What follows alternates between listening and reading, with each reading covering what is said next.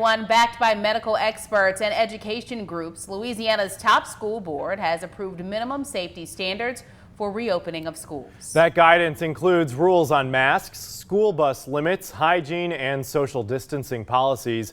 A closer look at what you can expect when sending your child back to school. BESE has issued guidance for phases 1, 2, and 3 of reopening. The maximum group size for indoor and outdoor activities during phase 1 is 10 people. For phase 2, it's 25 people. And in phase 3, that number increases to 50 people. Daily routines for students, teachers, faculty, and guests will look very different with temperature checks required before entering the building. Those who develop symptoms have to be isolated, and students in 3rd through 12th grades will be required to wear a face mask or covering. And if you're planning on sending your child to school on a bus, know that seating will be limited depending on what phase of reopening the state is in. Phase 1 calls for 25% capacity, 50% capacity during phase 2, and 75% capacity during phase 3.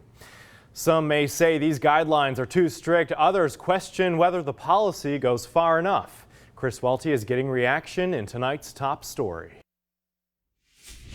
Our planet is saying we need to go back to school, not just our area. Stephen Sterney is the head girls basketball coach at St. Thomas More. He also teaches civics, psychology, and sociology. He believes there is not a cookie-cutter approach to getting back to school. The challenge is there are going to be students who are at risk.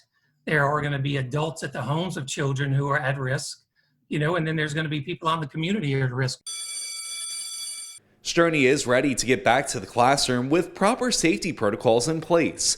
He says it will be important to accommodate those most at risk. They need to feel a positive energy from us. They need to know there's an end in sight as soon as there's a vaccine or they get more information about the virus. Lafayette Parish School Board member Timmy Chasson believes at this time the best option is for students to go to school online. It's the safest way to keep the percentage for education at the highest level it can be, and the COVID numbers as low as they can possibly be. Chasson realizes in-person instruction would be ideal, but he says the risks right now are too high. He's concerned about gathering at school and spreading the virus to other people. There's more detrimental effects for a kid not going in front of a teacher. I get all of that, but if I can recover the academics, but I can't recover the kid's life, then we need to be aware of the decisions that we're making. They're going to affect folks for a very long time, no matter what decision we end up making. Chasson is also worried about teachers being out, recognizing sometimes COVID-19 affects people longer than 2 weeks. He says his next concern is bringing in a substitute teacher who likely is also at high risk. How do you react to that phone call? Hey, Timmy Chasson's sick. He's got COVID-19. You want to come teach his class? His response was, hell no. I mean, that's honest. So, I mean, you have to understand, it's being honest with folks. And I just think the easiest way to go about this is to virtual online. In Lafayette, Chris Welty, KATC TV3.